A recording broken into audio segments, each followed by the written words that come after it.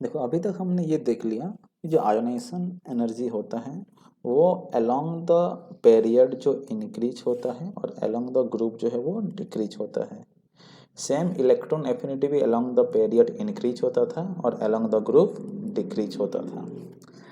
तो अब हम एक दूसरा टर्म देखेंगे, इलेक्ट्रोनेगेटिविटी।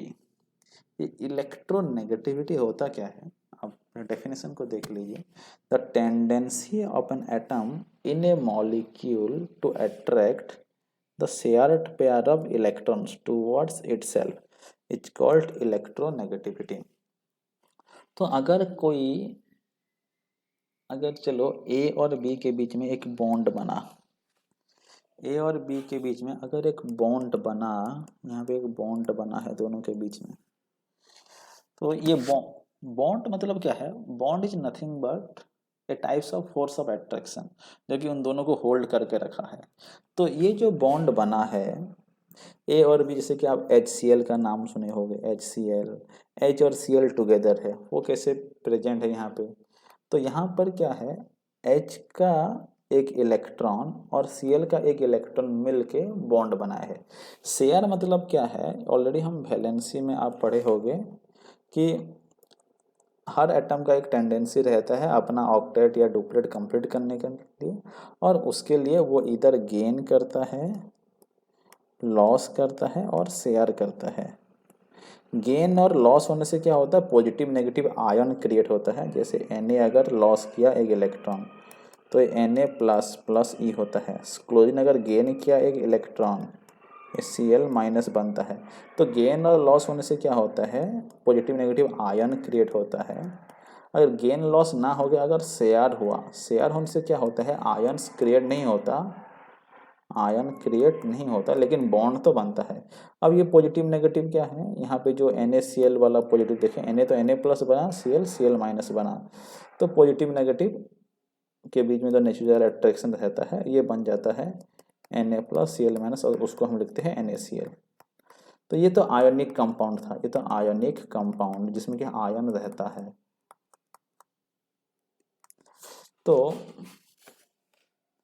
जिसमें आयन नहीं रहता है, जहाँ पे शेयरिंग होकर बॉन्ड बनता है, उस तरह का बॉन्ड को बोलते हैं कोवैलेंट बॉन्ड। ये आयनिक कंपाउंड में Na और Cl के बीच में जो फोर्स ऑफ अट्रैक्शन है उसको बोलते हैं आयनिक बॉन्ड।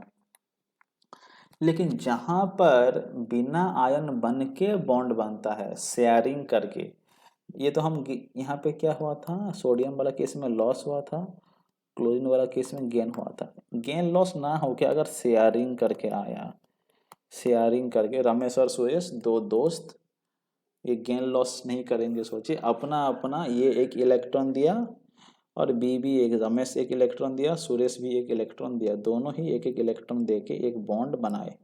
ये जो बॉन्ड बनाए इसमें क्या है, ए का एक इलेक्ट्रॉन है, बी का एक इलेक्ट्रॉन, तो जब भी एक बॉन्ड बनता है उसमें दो इलेक्ट्रॉन होता है। इतना याद रखिए, कोवैलेंट बॉन्ड जो शेयरिंग करके जो बॉन्ड बनता है उस तरह का बॉन्ड को हम बोलते हैं कोवैलेंट बॉन्ड। डिटेल में हम इसका देखेंगे बाद में। तो ये जो कोवैलेंट बॉन्ड जो बनता है, ये जो ए और बी के बीच में जो बॉन्ड बना है, इसमें दो इलेक्ट्रॉन है, एक इलेक्ट्रॉन ए का, दूसरा इलेक्ट्रॉन बी का, दोनों ही एक एक इलेक्ट्रॉन देके कुछ रिश्ता बनाए हैं। तो ये जो रिश्ता क्या कहलाता है आपको अभी देखना है। ये जो इलेक्ट्रॉन, ये तो पार्टनरशिप तो किए थे कि हाँ, ये एग्रीमेंट हुआ था, कोर्ट मैरिज हुआ था कि तुम्हारा एक इलेक्ट्रॉन हमारा एक इलेक्ट्रॉन देके सब ठीक ठाक चलेगा। लेकिन पता चला कि जो ये बी का जो न्यूक्लियस है ये थोड़ा पावरफुल है। इसका जो न्यूक्लियस है, ये पावरफुल है देन ए वाला न्यूक्लियस है। बी वाला का अगर न्यूक्लियस अगर पावरफुल है, राइट, अगर इसका न्यूक्लियस अगर पावरफुल है, इसका न्यूक्लियस थोड़ा, ए का न्यूक्लियस थोड़ा वीक है। तो अब ये जो दो इलेक्ट्रॉन है, ये दोनों इलेक्ट्रॉन, ए का भी न्यूक्लियस और बी का भी न्यूक्लियस, दोनों का ही न्यूक्लियस का इन्फ्लुएंस में है। भाई जिसका न्यूक्लियस का पावर ज़्यादा रहेगा, जो एटम जितना ज़्यादा पावरफुल होगा वो क्या करेगा, ये इलेक्ट्रॉन को दोनों ही खींचेंगे क्योंकि न्यूक्लियस तो पॉजिटिवली चार्ज होता है। तो जो पावरफुल होगा, जो एटम पावरफुल होगा, जिसका न्यूक्लियस का पावर ज़्यादा होगा, वो क्या करेगा, ये इलेक्ट्रॉन को अपनी तरफ खींच लेगा। यहाँ पे कौन ज़्यादा पावरफुल है, हम बोले, हम बी को एज्यूम करके, चलो बी का न्यूक्लियस ज़्यादा पावरफुल है, तो बी का अगर पावरफुल है तो बी क्या करेगा, इस इलेक्ट्रॉन को खींच लेगा अपने पास। रिश्ता अभी भी नहीं टूटा है, अभी भी रिश्ता है। तो ये जो इलेक्ट्रॉन जो मिडिल में ना रह के अब टुवर्ड्स बी ज़्यादा रहेगा, टुवर्ड्स ए कम रहेगा। ये जो बी जो अपने तरफ इस इलेक्ट्रॉन को खींचा, this tendency to pull a shared pair of electrons, ये दोनों इलेक्ट्रॉन को जो अपने तरफ जो खींच रहा है, उस टेंडेंसी को बोला जाता है इलेक्ट्रोनेगेटिविटी। इन ये जो मॉलिक्यूल है, ए और बी मॉलिक्यूल, एक मॉलिक्यूल में, इसलिए यहाँ पे लिखा गया है इन ए मॉलिक्यूल होगा, इन a molecule, the tendency of an atom in a molecule to attract a shared pair of electron। तो एक मॉलिक्यूल में जो shared pair of electron है, जो दो इलेक्ट्रॉन है, उसको अपने तरफ खींचने का टेंडेंसी को बोला जाता है इलेक्ट्रोनेगेटिविटी। तो अब देखते हैं किस पे डिपेंड करता है फैक्टर्स।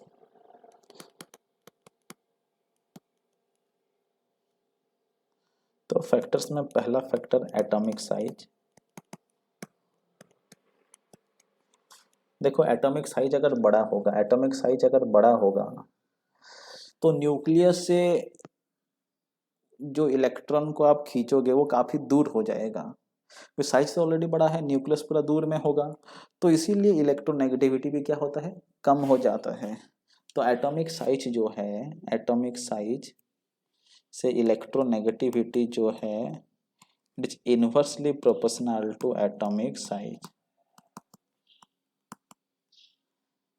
साइज अगर बढ़ा तो न्यूक्लियस से इलेक्ट्रॉन का डिस्टेंस ज़्यादा हो जाएगा, डिस्टेंस ज़्यादा हो जाने से न्यूक्लियस और खींच नहीं पाएगा। साइज छोटा है तो क्या है, न्यूक्लियस इलेक्ट्रॉन के पास में है, वो जल्दी से खींच लेगा। दूसरा वाला फैक्टर है nuclear charge. Nuclear charge, nuclear charge से कैसे डिपेंड करेगा, अगर न्यूक्लियस अगर पावरफुल है तो ज़्यादा जल्दी इलेक्ट्रॉन को वो खींचेगा, जोर से खींच पाएगा, जोर से अगर खींचा तो इलेक्ट्रोनेगेटिविटी भी ज़्यादा, मतलब न्यूक्लियर चार्ज ज़्यादा तो इलेक्ट्रोनेगेटिविटी भी ज़्यादा, क्योंकि न्यूक्लियस पावरफुल होगा तो जोर से खींचेगा, तो डायरेक्टली प्रोपोर्शनल। तो ओवरऑल ऑर्डर क्या होगा, इलेक्ट्रोनेगेटिविटी जो है inversely proportional to atomic size and directly proportional to nuclear charge।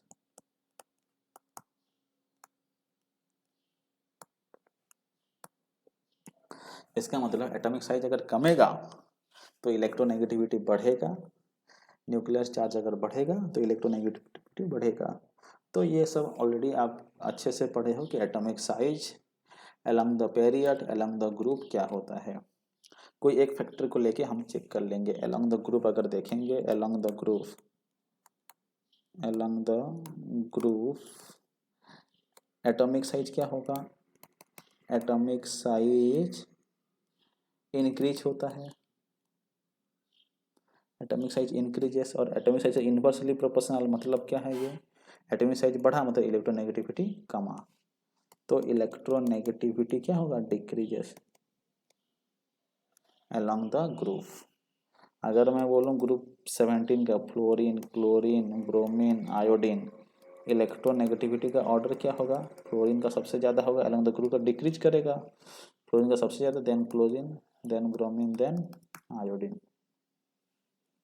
Along the period, along the period, along the period क्या होगा, एटॉमिक साइज तो आप ऑलरेडी पढ़े हो, एटॉमिक साइज जो है along the period atomic size decrease करता है। एटॉमिक साइज डिक्रीज करने से क्या होगा, इलेक्ट्रोनेगेटिविटी बढ़ेगा, क्योंकि इनवर्स रिलेशनशिप है, एटॉमिक साइज कमा तो इलेक्ट्रोनेगेटिविटी बढ़ा, तो इलेक्ट्रोनेगेटिविटी क्या होगा, इंक्रीजेस। तो अलोंग द पीरियड अगर हम देखेंगे, आप ले लीजिए कार्बन को ले लीजिए, नाइट्रोजन को ले लीजिए, ऑक्सीजन को ले लीजिए, फ्लोरीन को, ये अलोंग द पीरियड, तो along the period atomic size तो छोटा छोटा होता जाता है, तो इलेक्ट्रोनेगेटिविटी क्या होगा, बढ़ता बढ़ता जाएगा, तो इलेक्ट्रोनेगेटिविटी का ऑर्डर क्या हो जाएगा, यहाँ पे अगर हम लिखेंगे कार्बन, नाइट्रोजन, ऑक्सीजन, फ्लोरीन, तो ऑर्डर क्या हो गया, कुछ इस तरह से आएगा, बढ़ता बढ़ता जाएगा, क्योंकि साइज छोटा होता है मतलब इलेक्ट्रोनेगेटिविटी बढ़ेगा। Thank you very